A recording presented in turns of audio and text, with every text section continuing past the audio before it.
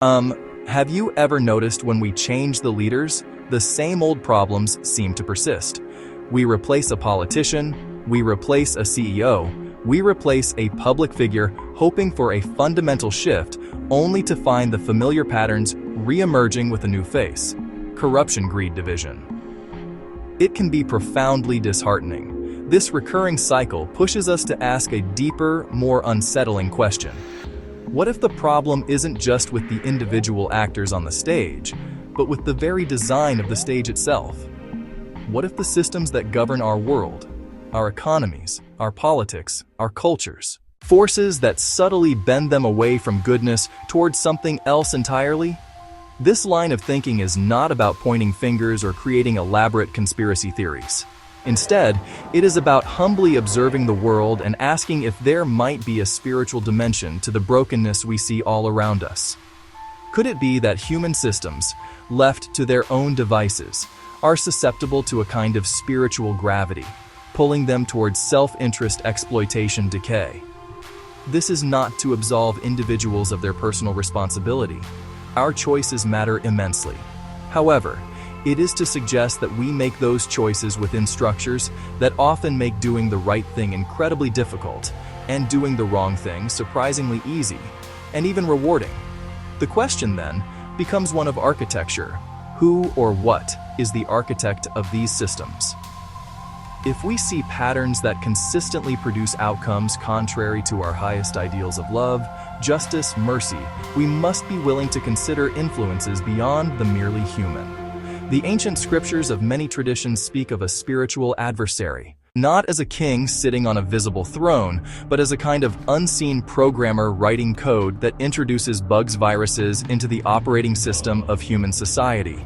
It's a provocative thought, but one that helps make sense of the stubborn persistence of evil in our world. So, let us embark on a gentle, thoughtful exploration.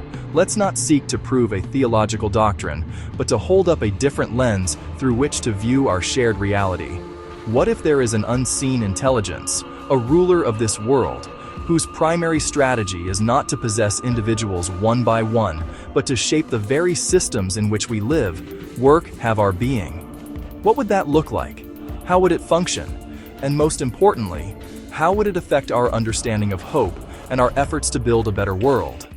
This is the journey we will take together. One of the most perplexing and troubling patterns we can observe is the way our world's systems often seem to reward behavior that is ethically questionable.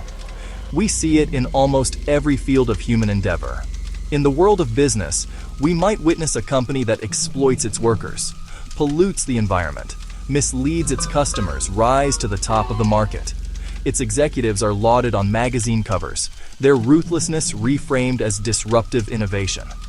Meanwhile, a competitor who pays a living wage, uses sustainable practices, is transparent with customers may struggle to stay afloat, labeled inefficient or uncompetitive. This pattern extends to politics. Candidates who run smear campaigns, manipulate facts, stoke base fears and resentments, often find a path to power. Abandoning principle is portrayed as strength, not flaw. Conversely, a politician who speaks with nuance, admits uncertainty, seeks common ground with opponents is often labeled weak. Temptation is rarely the dramatic, cartoonish affair we often imagine it to be. It does not usually arrive with a thunderclap and a demand to sell your soul. More often, it is a quiet whisper. It is a series of small, seemingly reasonable compromises. It is the slow, almost imperceptible drift from our core principles in the pursuit of something that seems good, at least attractive. The true power of temptation lies in its subtlety. It presents itself not as good versus evil, but as good versus the best, or the difficult path versus the pragmatic one. This is the genius of the ruler of this world, to make the wrong path look sensible. Imagine a young, idealistic professional starting a career in law, finance, politics. They enter with a desire to make a positive impact, but soon they notice promotions go to those who bill the most hours, even padding timesheets. Deals get done where inconvenient ethical questions are ignored.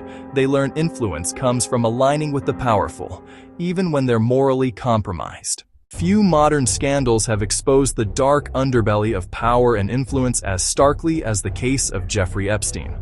To examine this story is not to indulge in sensationalism, but to see it as a horrifying case study in how systemic evil can operate. The sheer depravity of Epstein's crimes, the trafficking and abuse of underage girls, is shocking enough on its own. But what is perhaps even more disturbing is the vast and powerful network that enabled and protected him for decades. Epstein did not operate in a vacuum. He operated within and masterfully manipulated systems of wealth, power, celebrity. His story shows how evil can flourish in the glaring light of high society. He cultivated relationships with presidents, princes, Nobel laureates, titans of industry. He used his wealth and access as a shield. He used them as a lure. The shield protected him from accountability. Law enforcement and journalists were often intimidated or stymied. The lure drew powerful people in, creating a web of complicity where silence became self-preservation. The Epstein case demonstrates a key pattern. Corruption was systemic, not just individual. It creates a culture of secrecy and fear where whistleblowers are punished, predators are protected. In our modern world, the battle for influence is largely a battle for information. The entity that controls what you see and hear and how you see and hear it holds a tremendous amount of power over what you believe. A system designed to subtly bend a society away from truth toward confusion or self-interest would not need to resort to clumsy totalitarian censorship. Instead, it would focus on shaping the flow of information in more nuanced ways. Control the narrative. Amplify certain voices, marginalize others, frame every issue to serve its own ends. The economic model for most news organizations, especially online, is based on attention. The more clicks, views, shares a story gets, the more revenue it generates. This creates a powerful incentive to prioritize sensational, outrageous, emotionally charged over nuanced, complex, important. Social media algorithms are designed to keep you on the platform as long as possible. Their algorithms learn what you like, what you fear, what angers you, and then they show you more of it. This creates echo chambers. Beliefs are reinforced. Opposing viewpoints are filtered out entirely. If the systems of this world are indeed bent towards self-interest and decay, does this mean our situation is hopeless? Should we simply despair, concluding that corruption is inevitable and that all our efforts are doomed to fail? The Christian tradition, while taking a soberly realistic view of the world's brokenness, answers with a resounding no. It does not leave us with a diagnosis of systemic evil without also offering a profound and powerful hope. This hope is centered on the announcement that there is another kingdom, another system with a different ruler and a completely different set of rules. This kingdom of God is not a political territory to be conquered or a future paradise to be waited for. It is a present reality that breaks into our world wherever its values are lived out. Its ruler is not an unseen manipulator, but a visible servant, Jesus Christ, who demonstrated power not through domination, but through self-sacrificial love. The operating principles of this kingdom are the complete inverse of the world's systems.